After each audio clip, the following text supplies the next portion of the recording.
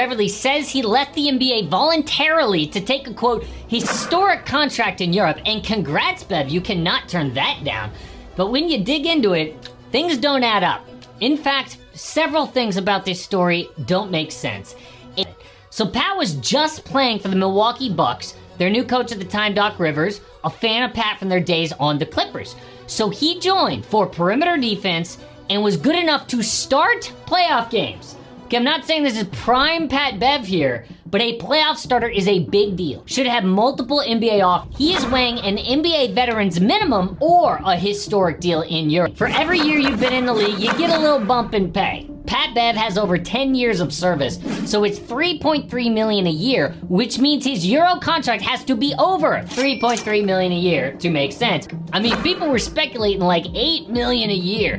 $4 million contract, according to an Israeli reporter. So the Pat Bev pod announced, breaking, Patrick Beverley is headed to Europe, plans to sign with Tel Aviv. Okay, Tel Aviv is not in Europe, okay? Israel's in Asia. What is going on? So what is the catch here? The catch is Tel Aviv gave Pat a unique contract, like a private plane to visit his family, gajillion-dollar mansion. No, it is to sell Pat Bev podcast merch in the arena.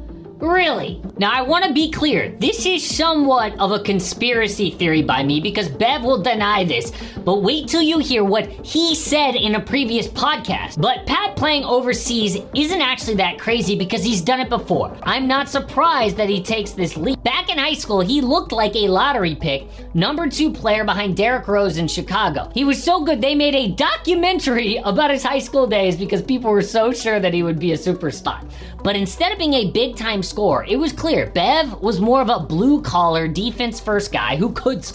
So instead of sitting out all year and prepping for the NBA, he chose to go play in Europe for the first time.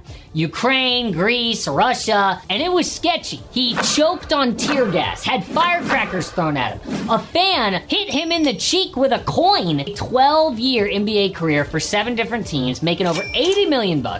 But the same thing that caused all of that NBA success, from day one, he was good. A point guard who played defense and connected the team. He can initiate offense, but doesn't need the ball. In his first year, Pat dove at Russell Westbrook's legs, going for a steal in the playoffs, and tore Russ's meniscus.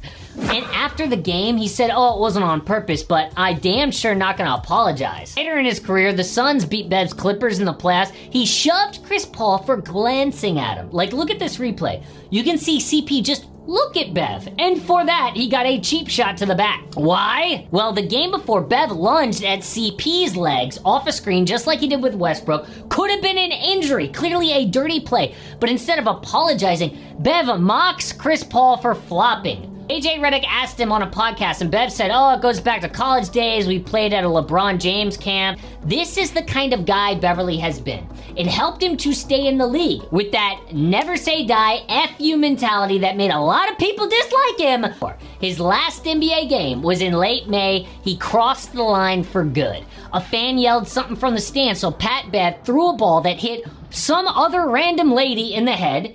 It was tossed back to Bev, who launched it this time at the fan. Later, he tweeted, exchange between a fan and our ball club. We warned and asked for help all night. Not fair. Then in the locker room, he dismissed a reporter's question because she didn't subscribe to his podcast.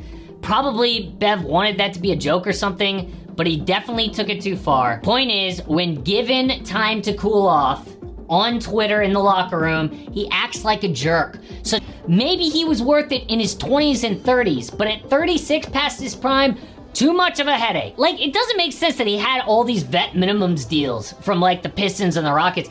No, dude, what it sounds like is the entire NBA said, no more. We don't want you because your skills now are not worth the headache. If I feel like I got a lot of ball left, I got a lot of ball left. I'm not about to be at home in September, October, posting workout videos. You're a hooper, go hoop.